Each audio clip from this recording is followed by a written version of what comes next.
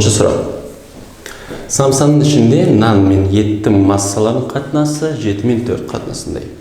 Самсаның ішінде нан етке қарағанда неше пайызға артық?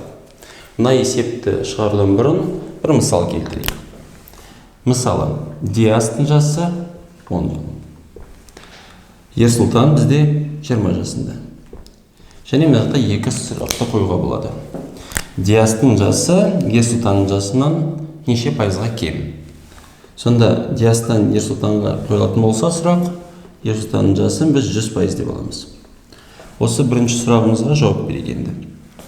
Егер 20 ол 100% болса, 10 ол x. Пропорцияны құрдық, енді шығарамыз. Екі ортаңғы мүшені біріне көбейтіп, шеткі мүшелерінің қайсысы белгілі, оған бөлеміз. X-іміз тең, 10-ды көбейтеміз 100-ге, бөлеміз 20-ға. Қысқартамыз, мына жерде 5, 1, 50. 50%. Ол Диастың жасы Ерсұлтанның жасынан құрайды. Егер Диастың жасы 50% болса, неше пайызға кем? 100-ден азайтамыз 50-ді, шығады 50%-ға кем. Диастың жасы Ерсұлтанның жасынан. Енді басқа сұрақ қойсақ болады. Мына жақта Ерсұлтанның жасы Диасқа қарағанда неше пайызға артық десек. Сұрақ Диасқа қойылып тұр. Сол үшін енді Диасты біз 100% деп аламыз. Енді 10 жыл ол 100%, 20 ол неше? Мына жақта пропорциясында қолын шығарсақ болады. Немесе 20-ны мына жақта көбейтеміз 100-ге, бөлеміз 10-ға. Дәл солай бірінші амалда істегендей.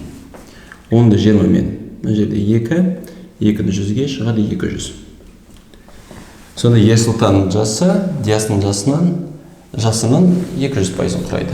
Неше пайызға артық ол? 200-ден. Азайтамыз 100-ді, шығады 100%-ға артық. Неге мына жақта 100%-ға артық? Неге мына жақта әр түрлі жауаптар шығады? Өйткені маңызды қайсысына сұрақ қойылып тұр. Ерсұлтаннан Диасқа ма, Диастан Ерсұлтанға ма?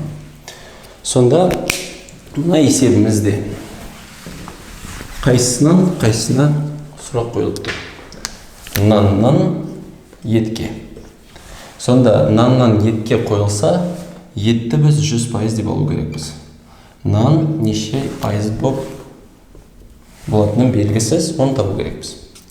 Егер қатынасымызда 7 мен 4 қатынасындай болса, ет мына жерде 4 санына тең, нан 7-ге 4-ті 100% деп аламыз. 7 ол нешеге тең? Пропорцияны енді шығарамыз. X-іміз тең, 7-ні 100-ге көбейтіп, 4-ке бөлеміз. 7 көбейту 100 бөлу 4.